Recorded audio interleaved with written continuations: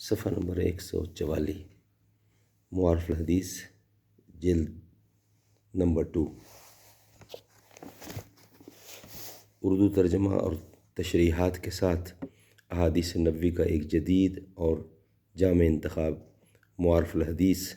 تالیف مولانا محمد منظور نعمانی رحمۃ اللہ، صفحہ نمبر 144۔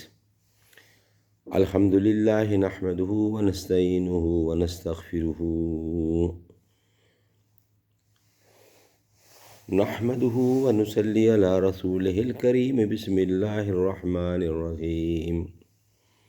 قال النبی صلی اللہ علیہ وسلم، حضرت ابو ہریرہ رضی اللہ تعالیٰ سے مروی ہے،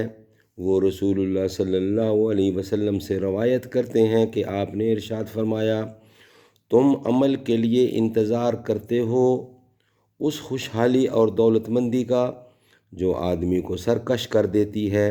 یا انتظار کرتے ہو اس ناداری اور محتاجی کا جو سب کچھ بھلا دیتی ہے، یا انتظار کرتے ہو حالت بگاڑ دینے والی بیماری کا، یا عقل و حواس کھو دینے والے بڑھاپے کا، یا اچانک آنے والی اور فنا کر دینے والی موت کا، یا تم منتظر ہو دجال کے اور دجال بدترین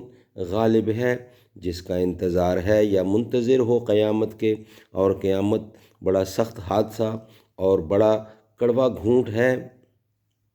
مطلب یہ کہ جو لوگ فرصت اور فراغت کو غنیمت نہیں سمجھتے اور اس سے فائدہ